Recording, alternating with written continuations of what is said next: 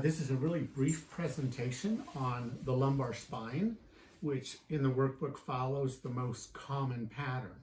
So we've already, with our patient, addressed any patterns they may have had with the hip, with pelvic side glide, with sacral torsion, with right anterior ilium or left posterior ilium. So all of this is balanced, okay? And now we want to focus on the lumbar spine. Now, the whole pelvis is typically oriented towards the left and down, okay? And the L5 joint, where it connects with S1, follows the sacrum. It can't oppose it very far. They're connected, so significantly so. The counter rotation occurs way up the chain, typically at the atlantoaxial joint. So after we've gotten this person's pelvis balanced, then we want to look at them in sitting. And sometimes they'll still have some residual pain, and they point at the level of the iliac crest, just below it slightly. And that can be facet-mediated pain. So I'll change the posture here. And because most injuries occur in flexion, sitting is some flexion, but I go ahead and have them bend a little bit more forward, and they can rest on their hands. And I then palpate across the iliac crest, and that's typically the L4, L5 junction. Okay, so then I just come straight across, and I put each thumb apart, and that is approximately 1.5 inches for the average person. If the left thumb sticks out, then that is a left rotation. Now, it might be mediated by the nervous system, by muscle, but it's very easy to effectively treat it with gentle movement.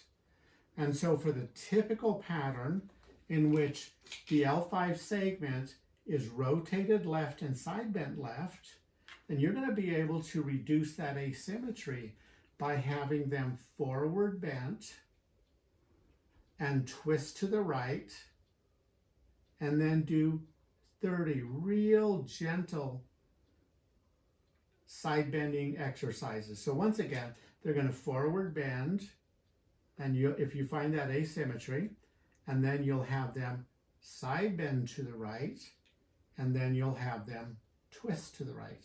Okay, so I'm going to get on the table and demonstrate that, but I think you've got a pretty good appreciation for where that L5 segment is. Again, come off the iliac shelf, and that typically is at L4-5.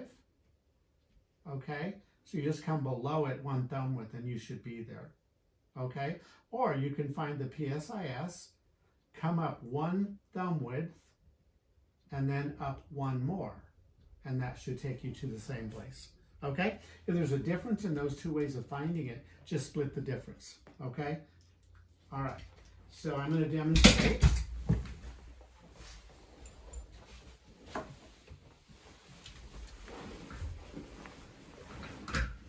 Okay, so I'm in sitting, and you're going to have me bend forward comfortably and lean on my hands. Then I'm going to side bend right and lean on my hand.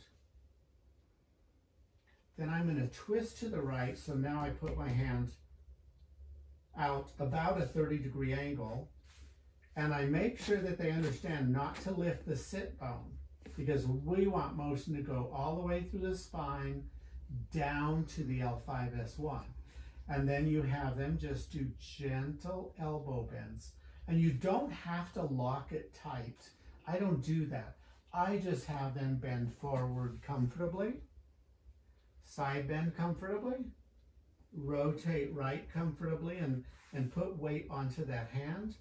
And then it's so simple. All you do is side bending, and the other 2 motions are automatically enhanced.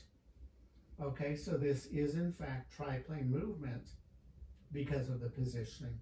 And then just tell them to go very, very gently. Avoid discomfort. Don't go as far if it's uncomfortable. And then when you come out of it slowly.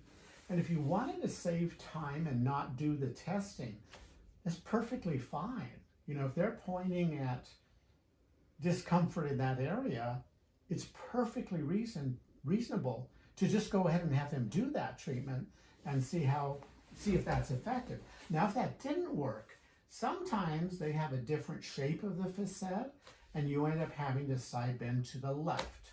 So you would have them forward bend, side bend left, and then twist to the right. And so then you would just have little tiny twisting to the right, 30 reps. So either of those are going to work with 95% of your population. You can experiment with extension and those movements, but I wouldn't do it now. Save that for a patient in which the first two that I showed you did not work. Okay, so that's a nice simplification. In the workbook, I have to go into a lot of detail, but it can be very, very simple. And I'm going to show you, yes, I think we'll stop here. Thank you.